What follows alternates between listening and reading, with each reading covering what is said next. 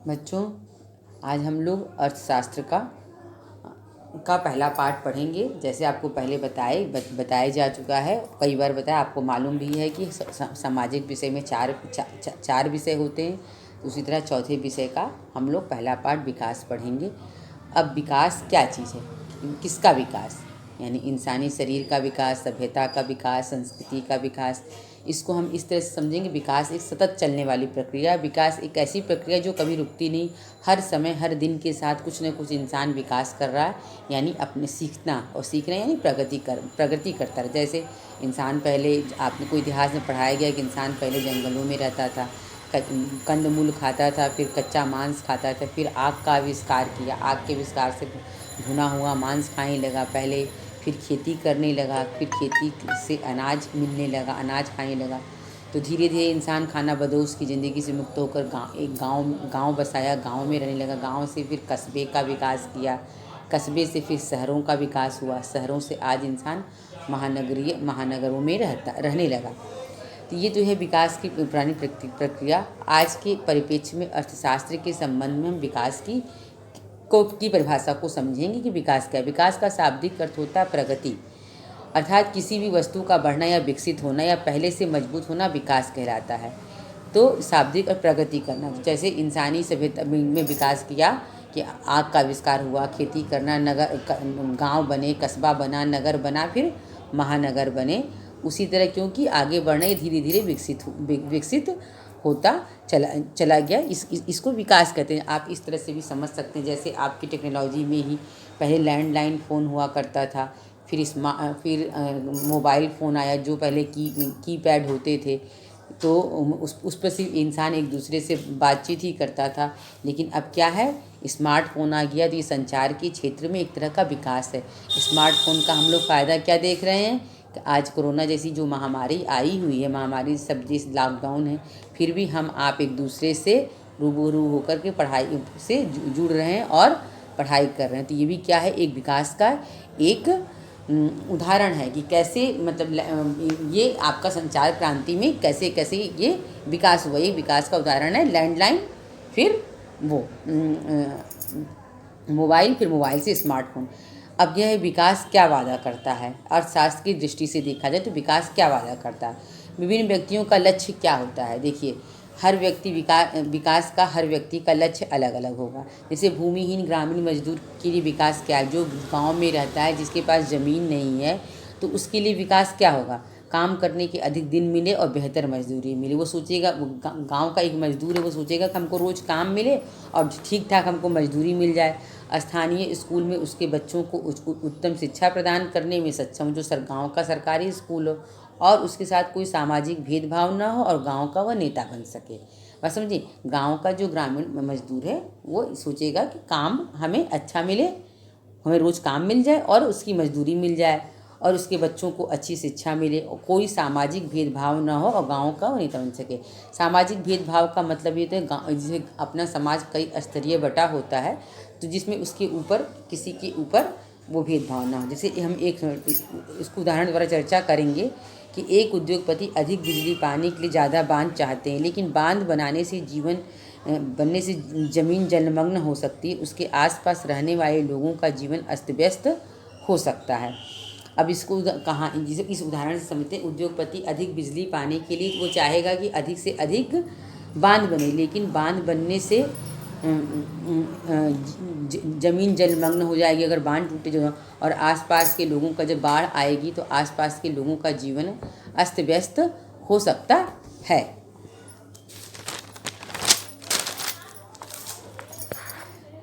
और वह बेकार हो सकते हैं, जैसे आदिवासी। तो ज़मीन का जब अधिग्रहण किया जाता है तो वहाँ पे के लोगों को जब हटाया जाता है तो वहाँ के लोग बेरोजगार हो जाते हैं। जैसे ज़्यादातर जो बड़े बड़े प्रोजेक्ट लगते हैं वो पिछड़े एरिया में लगते हैं, जहाँ तक आदिवासी लोग ही रहते हैं। वो लोग सब लोग, हो सकता है लोग इसका विरोध भी करें, क्यों, और बांध के विपरीत कि कुछ लोग खेतों में सिंचाई के लिए चकबंध और तालाब को ही पसंद करें। तो जैसे सरदार सरोवर बांध गुजरात में बन रहा था तो लोगों ने इसका विरोध किया था। उत्तराखंड में भी पेड़ों की कटाई हुई थी, लोगों ने वहाँ उसका विरोध किया, लोगों ने चिपको आंदोलन चलाया। इस तरह से दो बातें साफ हो जाती हैं। एक, अलग अलग लोगों के लिए विकास के लक्ष्य भिन्न भिन्न हो सकते हैं। दूसरा, एक के लिए जो विकास है दूसरे के लिए विकास ना हो करके वो विनाश हो। देखिए, हर व्यक्ति के लिए अलग अलग विकास है। एक जो खेती में काम करने वाला आदमी वो सोचेगा खेती का ज़्यादा विकास हो, जो उद्योग में काम करने वाला व्यक्ति है वो सोचेगा उद्योगों का विकास हो। और ज़रूरी नहीं कि जो एक व्यक्ति के लिए विकास हो वो दूसरे व्यक्ति के लिए भी विकास हो, वो उसके लिए विनाश भी हो सकता है। जैसे ज़्यादा औद्योगिकरण की हो गया है तो जैसे वायु प्रदूषण, जल प्रदूषण से बहुत ज़्यादा है, जिससे बहुत से लोगों के घर में पीने का शुद्ध पानी नहीं पहुंच रहा है। तो जो सुविधा संपन्न लोग हैं वो लोग तो अपने लिए आरओ की व्यवस्था कर लेते हैं, लेकिन जो आम जनता है, जो गरीब जनता है, वो नॉर्मल पानी ही पीती, जिससे उसको जल जनित बीमारियाँ हो जाती हैं। तो ये क्या है, जो ये उसके लिए विकास नहीं, विनाश की बातें होती हैं। अब है आय और अन्य लक्ष्य पर आते हैं। इन सब बातों से पता चलता है, अभी तो मुझे पता चलता है कि जो लोग चाहते हैं कि उन्हें नियमित काम मिले। लोग क्या चाहते हैं, आप क्या चाहते हैं, हमें रोज़ काम मिले और बेहतर मजदूरी मिले और अपनी उपज तो उत्पादों के लिए अच्छी, जो हम उत्पादन करते हैं उसके लिए अच्छी कीमत मिले। दूसरे शब्दों में हम ज़्यादा आय चाहते हैं, हम सोचते हैं कि हमें ज़्यादा इनकम हो, ज़्यादा पैसे मिले। आय के अलावा अन्य महत्वपूर्ण लक्ष्य क्या होते हैं? आय के अलावा भी हम कुछ चाहते हैं, जैसे बराबरी का व्यवहार हो, हमें सुरक्षा हो, स्वतंत्रता हो, एक दूसरे से आदर मिलने की इच्छा होती है। आय के पैसा तो सभी चाहते हैं, पैसे के अलावा हम क्या चाहते हैं कि हमारे साथ बराबरी का व्यवहार हो, हमारे काम की सुरक्षा हो, हमें अपने विचार व्यक्त करने के लिए, हमें घूमने फिरने के लिए आज़ादी हो और दूसरे से आदर मिलने की इच्छा रखते हैं। हम दूसरे से सम्मान भी पाना चाहते हैं कि हमें दूसरा व्यक्ति भी सम्मान के दृष्टि से देखें। इन बात को आप एक बार फिर इस तरह से अच्छी तरह से समझ लीजिए कि जो लोगों की चाहत क्या होती है। कोई भी व्यक्ति नियमित काम चाहता है, बेहतर मजदूरी चाहता है और अपनी उपज अथवा उत्पादों का, जो किसान उपजाता है फल सब्जी और और जैसे जो उद्योग वाले हैं, जैसे फैक्ट्री, कपड़ा सिलने का उद्योग होता है, वो जो भी होता है तो वो अपनी उसके लिए अच्छी कीमत चाहते हैं। उदाहरण के तौर पर अगर आपको कहीं दूर दराज के इलाकों में नौकरी मिलती है तो उसे स्वीकार करने से पहले आय के अतिरिक्त आप बहुत से कारकों पर विचार करेंगे। जैसे आपके घर में कोई व्यक्ति है तो अगर उसको दूर दराज के इलाकों में नौकरी, बहुत दूर जाकर नौकरी मिलती है तो वहाँ जाने से पहले आप सोचेंगे कि हमें वहाँ पैसे के अतिरिक्त और क्या क्या चीज़ें मिलेंगी। जैसे आपके परिवार के लिए क्या सुविधाएं उपलब्ध होंगी। जैसे आप अपने परिवार को लेके, जैसे आपके घर का कोई व्यक्ति काम करने गया, उसके साथ उसका परिवार भी गया, तो उसके परिवार को क्या सुविधाएं उपलब्ध होंगी, काम करने का वातावरण कैसा होगा और सीखने का क्या अवसर होगा। तो परिवार के लिए सुविधाएं, जैसे परिवार के रहने के लिए आप उनको आवास मिलेगा कि नहीं, मेडिकल सुविधा मिलेगी कि नहीं, घूमने फिरने की क्या है, बच्चों की पढ़ाई लिखाई की सुविधा के बारे में सोचेगा। फिर सोचेगा कि काम करने का वातावरण कैसा होगा, जहाँ वो व्यक्ति काम करने जा रहा है वहाँ का वातावरण कैसा होगा, वहाँ मतलब एसी होगा, पंखा होगा कि बिना बत्ती पंखा की जगह काम करना होगा तो और की होगा। तो कोई भी व्यक्ति जहाँ ज़्यादा सुविधा रहेगी वहाँ काम करना ज़्यादा पसंद करेगा, क्योंकि वो ज़्यादा सहूलियत से काम कर सकता है। सीखने का अवसर, कोई व्यक्ति जीवन भर व्यक्ति है, जो वो इंसान है, हम इंसान जीवन भर कुछ न कुछ सीखते रहते हैं, तो व्यक्ति वैसा ही काम करना चाहेगा जिसमें उसको सीखने का अवसर मिले। काम के दिनों की संख्या कितनी होगी, उसे महीने में कितने दिन काम मिलेगा।